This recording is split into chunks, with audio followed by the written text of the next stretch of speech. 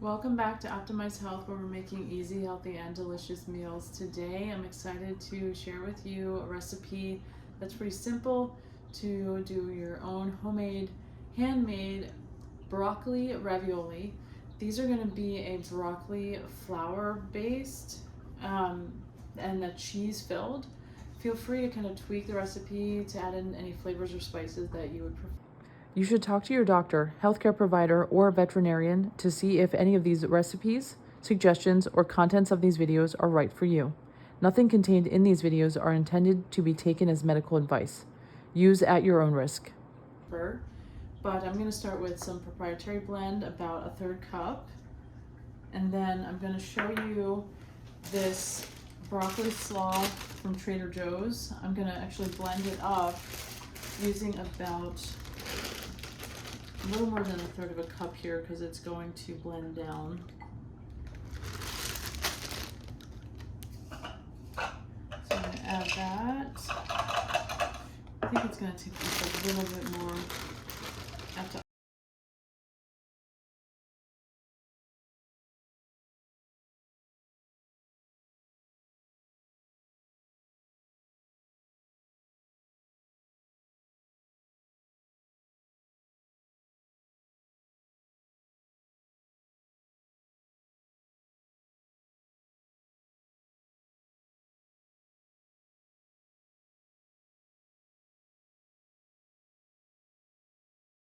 Eyeball a lot of stuff around here.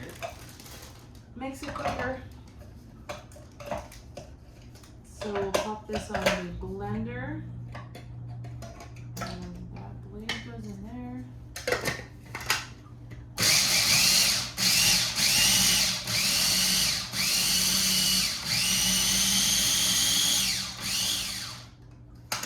So super easy with a little food processor to make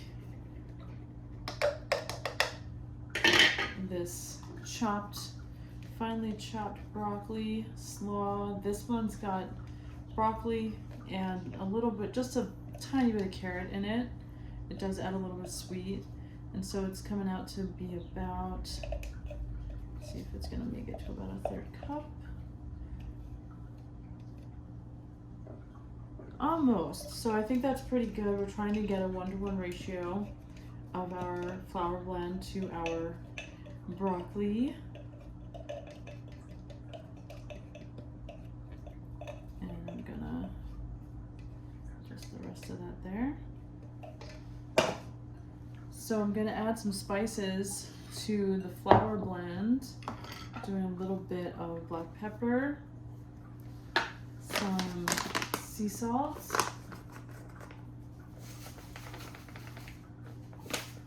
just a dash of salt. I wanted to put some basil, and I'll also add a bit to the cheese filling, a little bit of garlic powder. And this is a really nice seasoning blend from Trader Joe's. 21 season salute. What's gonna really bring out the flavor is this parmesan. I'm gonna do like a teaspoon of this. Kind of mix in our dry ingredients here really quick. I'm gonna put the broccoli puree in here.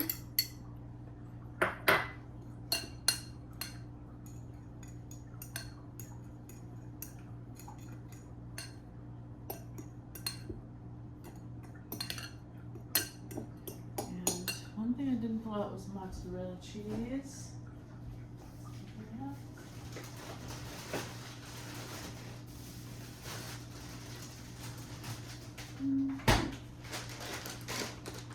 Shredded mozzarella.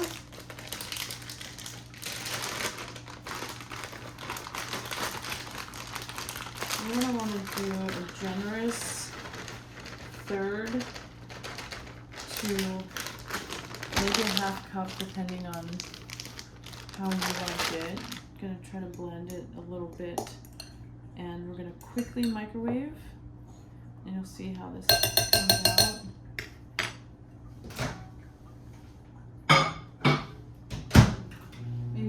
seconds, maybe 45 seconds. This is going to be really similar to the cauliflower, riced cauliflower that I use in a lot of my baking, like savory recipes, and even some of my sweet recipes. So with the melted cheese, it's going to, as it cools down, help to form like a doughy consistency. I'm going to see, I might not need the egg. Since this is a smaller batch, we might want to omit it. We're just going to have to see how it comes out. About 45 seconds. It's looking like it's starting to melt there. Okay, so now it's kind of coming together. Doughy.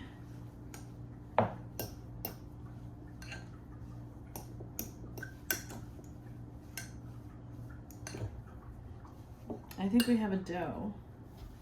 I don't think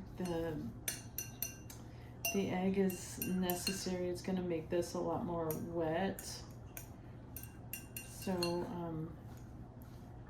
I think I'm going to go without the egg at this point. What I'm going to do is just let this kind of cool, separating it into little clumps of dough that we can fill batter with, or filling with rather, and see how many we can maybe get 5 out of this. Let that kind of cool down on its own here. In the meantime, I'm going to mix, just going to use this container because it's almost empty. It's just a whole milk cottage cheese. I've got about 1/3 cup in here. I'm going to add some garlic powder. We're not going to add any salt because it's already pretty salty. We have basil. About a 1/4 teaspoon. I'm going to add this paprika that's just got a little bit of a kick to it. Just a dash of that. A little more black pepper. And a little more of this parmesan. Help kick up the flavor. And then broccoli and cheddar always go good together, so I thought it would be good to blend in a little bit, maybe a tablespoon of cheddar in there. And I'm gonna use this fork, just mixing it up.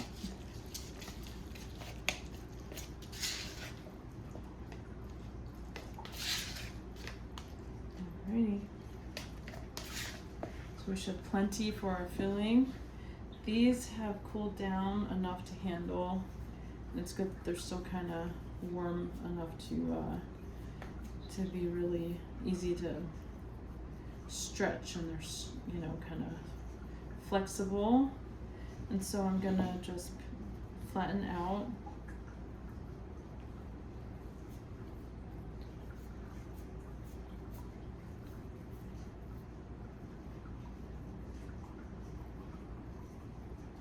And kind of form these. They don't have to be perfect edges. I'm more concerned with taste, but feel free to make them as perfect looking as you want. You can make them round or square, something in between. And I'm going to show you how to make a couple. It's actually not that time consuming of a recipe, surprisingly. It's like when you think of, oh, homemade ravioli, it's gonna take forever. Depends on what, you know, how big they are and how many you're making, but it can be pretty simple. So you can just push down, flatten the edges here. Oops, that egg didn't break. Like this. Try to seal it together a bit. very rudimentary, low tech. The highest tech thing I've got is this little food processor, which is really probably the best investment in the kitchen that I have. This one's gonna be a little smaller because I don't have as much surface area, so I'm just gonna try not to be too greedy with it. I think that'll fit comfortably in there. Put this one on top. And they don't want to cooperate. Okay, so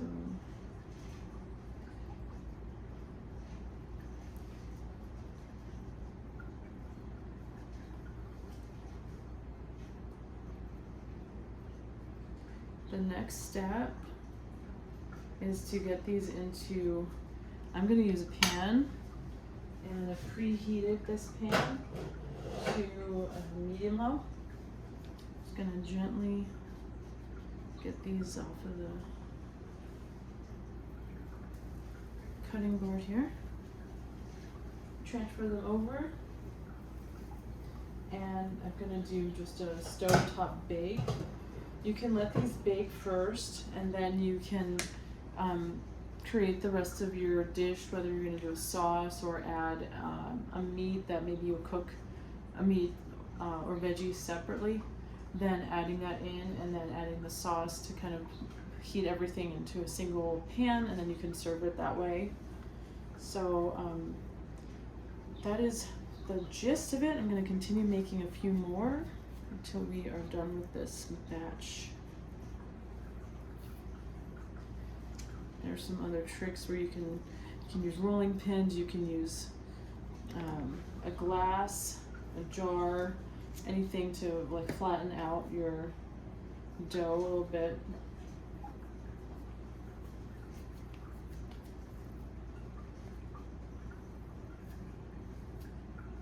As they're cooling, they're getting a little less stretchy, so I'm trying to work a little quick. And put this in here.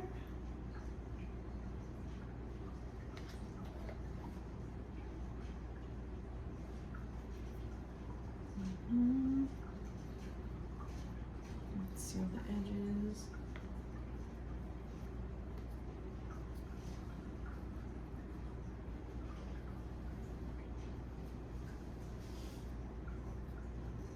Okay.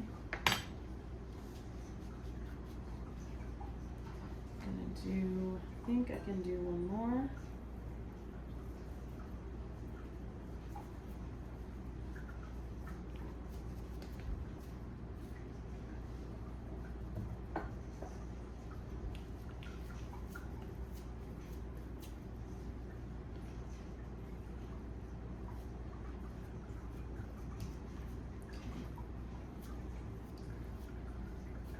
Flatten out.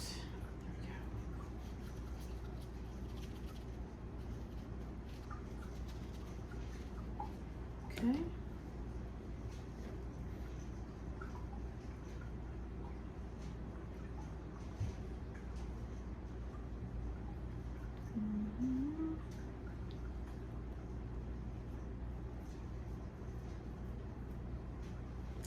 Now we're done with that.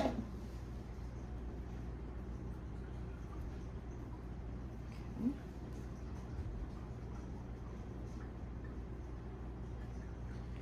Alrighty.